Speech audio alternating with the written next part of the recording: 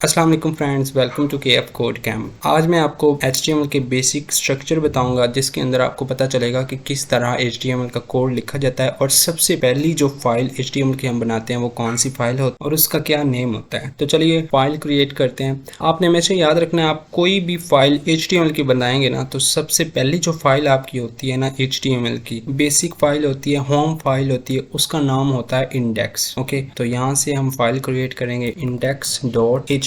तो ये फाइल हमारी क्रिएट हो चुकी है। मैंने आपको बताया हुआ है कि अगर आप लोगों ने वो HTML की फाइल का जो बेसिक कोड होता है जो हर HTML की फाइल के अंदर आता है वो किस तरह लेके आना है, आप अपने कीबोर्ड पे जाएं, यहाँ पे शिफ्ट और 1 को इकट्ठा प्रेस करना है आपने। ठीक है, ये शिफ्ट और 1 को आपने इकट्ठा प्रेस करना है। ये शिफ्ट और 1 को मैंने इकट्ठा प्रेस किया तो मेरे पास कुछ इस तरह से एब्रीवेशन आ गई है। इसे हम बोलते हैं एमिट एब्रीवेशन। जैसे आप इंटर प्रेस करेंगे ना तो ऑटोमेटिकली पेज का जो बेसिक कोड होता है ना वो लिखा जाता है। जैसे हर लैंग्वेज का एक बेसिक कोड होता है, किसी का नहीं होता है। जैसे जावास्क्रिप्ट उसका कोई बेसिक कोड नहीं है, ये HTML का बेसिक कोड है, ये HTML का स्ट्रक्चर है। ठीक है, आज हम इस पे बात करने वाले हैं। सबसे पहला टैग जो आ रहा है उसको हम बोलते हैं doc type. Doc type tag क्या होता है, वो डिफाइन करता है कि ये जो पेज है जो हमने फाइल क्रिएट की, इससे जो पेज बनेगा वो किस किस्म का पेज होगा, तो वो एक HTML पेज है। तो ये इसका टैग है जिसको हम बोलते हैं HTML। अब आपको थोड़ा सा कंफ्यूजन होगा कि टैग होता क्या है। बेसिकली मैं आपको ये समझाता हूँ। यहाँ पे देखें, मैं यहाँ पे लिखता हूँ एक टैग। हम टैग को हमेशा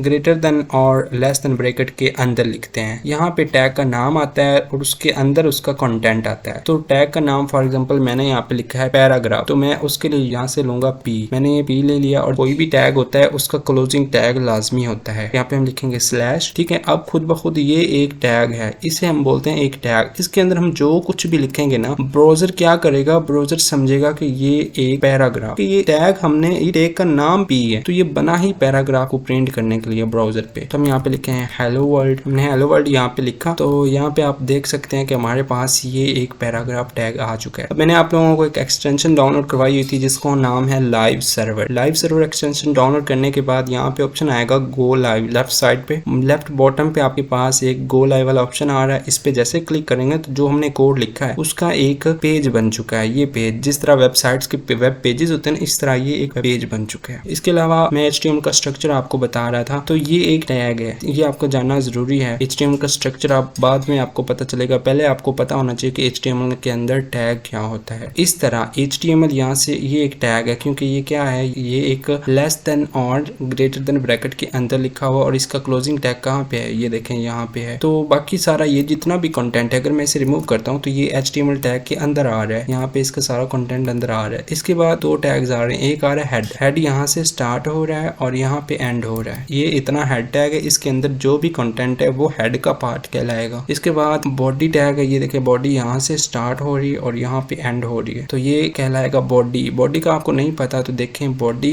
एक्चुअल में जो ये पार्ट है ना, ये सारा पार्ट नीचे वाला जो व्हाइट व्हाइट आपको नजर आ रहा है, इस चीज सारी बॉडी है। इसके बाद हम कुछ और टैग्स इसके अंदर लिखते हैं। जैसे हेडिंग टैग होता है, बहुत सारे टैग्स हैं जो कि हम नेक्स्ट पढ़ेंगे। H1 ये एक हेडिंग टैग है। यहाँ पे मैं कुछ भी लिखूंगा, जैसे मैं यहाँ पे लिखता हूँ HTML, सेव करके मैं जाके देखता हूँ तो ये देखें हमारे पास HTML हेडिंग लिखी हुई आ गई और नीचे इसका पैराग्राफ है। तो ये बेसिक सा स्ट्रक्चर था HTML का। अब यहाँ पे एक और बात मैं आपको बताना चाहूंगा कि ये जो दो चीजें मैंने यहाँ पे लिखी, अगर मैं इसको यहाँ से रिमूव कर देता हूँ और इसको रन करवाता हूँ, ये देखें ये पेज बिल्कुल खाली है। मतलब इसका ये हुआ कि ये जितना कोड लिखा हुआ है, ये कोड एक वेब पेज को बनाने के लिए बेसिक कोड है। अब वेब पेज उस कोड की वजह से बना है, अगर मैं कुछ भी हटा देता हूँ तो वेब पेज नहीं बनेगा। तो ये सारा कोड किस लिए यूज हो रहा है, ये बेसिक सिर्फ वेब पेज को बनाने के लिए यूज हो रहा है। अभी हमने यहाँ पे देखा है, यहाँ पे कुछ भी नहीं लिखा हुआ है। जब आप इसके अंदर बॉडी के अंदर जाकर लिखें, क्योंकि मैंने आप क्लियरली डिफाइन कर दिया, जो बॉडी होती है वो हमारे पास कौन सी चीज होती है, ये व्हाइट व्हाइट सारा एरिया बॉडी है। तो हमें जो भी कंटेंट कुछ भी लिखना होता है वो हम अपनी बॉडी के अंदर लिखते हैं। इसके अलावा बाकी जितने भी टैग्स है ना, यहाँ पे देखिए HTML जो होता है ना, इसके अंदर दो टैग हैं इस वक्त, एक हेड है और एक बॉडी है। तो हेड के अंदर डेटा होता है, मेटा डेटा इसे बोलते हैं। मेटा डेटा क्यों बोलते हैं, मेटा डेटा होता है डेटा ऑफ डेटा। बॉडी के अंदर फॉर एग्जांपल मैंने यहाँ पे पैराग्राफ लिखा है, ये मैंने एक छोटा सा पैराग्राफ इसके अंदर लिख दिया। अब ये पैराग्राफ जो है इसका